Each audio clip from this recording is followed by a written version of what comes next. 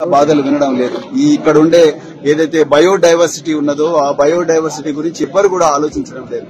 వాళ్ళకి ఎంతసేపు real estate, ఎకరాల భూమి, లేకపోతే రియల్ ఎస్టేట్ ఆ కంపెనీల బాధలే గుర్తుకొస్తున్నాయి తప్ప ఈ పేద విద్యార్థుల బాధలు గుర్తుకొస్తలేవు. అందుకొరకే మేము ఇలా బహుజన్ సమాజ్ పార్టీ తరఫున విద్యార్థులకు సంఘీభావంగా ఈ యూనివర్సిటీ నుండి ఈ హైకోర్టు బిల్డింగ్ వేరే చోటికి తరలించాలి, ప్రపోజ్డ్ హైకోర్టు బిల్డింగ్ వేరే చోటికి తరలించాలనే ఉద్దేశంతో ఈ రోజు ఇక్కడికి మేము రావడం జరిగింది. బహుజన్ సమాజ్ పార్టీ తరఫున ఈ శాంతియుతంగా పోరాటం చేస్తున్న విద్యార్థులకు సంఘీభావంగా మేమందరం కూడా ఇక్కడికి రావడం జరిగింది. నిజంగా విద్యార్థుల బాధలు వర్ణనాతీతం. వాళ్ళు ఎంతో కష్టపడి దాదాపు 25 సంవత్సరాల నుండి మరి గొప్ప గొప్ప సైంటిస్టుల పర్యవేక్షణలో ఇక్కడ చాలా చక్కగా మరి అంతరించిపోతున్న వృక్షాలను రక్షిస్తూ, అంతరించిపోతున్న మూగజీవాలను రక్షిస్తూ గొప్ప గొప్ప పరిశోధనలు చేస్తూ తెలంగాణలో రైతాంగం అప్పులు లేకుండా ఎక్కువగా దిగుబడి వచ్చే వంగడాలను తయారు చేయాలని రాత్రింబవలు శ్రమిస్తున్న విద్యార్థులకు సంబంధించిన భూమిని ఒక్క జీవోతో వాళ్ళను ఏమాత్రం కన్సల్ట్ చేయకుండా, వాళ్ళ ప్రొఫెసర్లను కన్సల్ట్ చేయకుండా వాళ్ళ మెడ మీద కెత్తి పెట్టి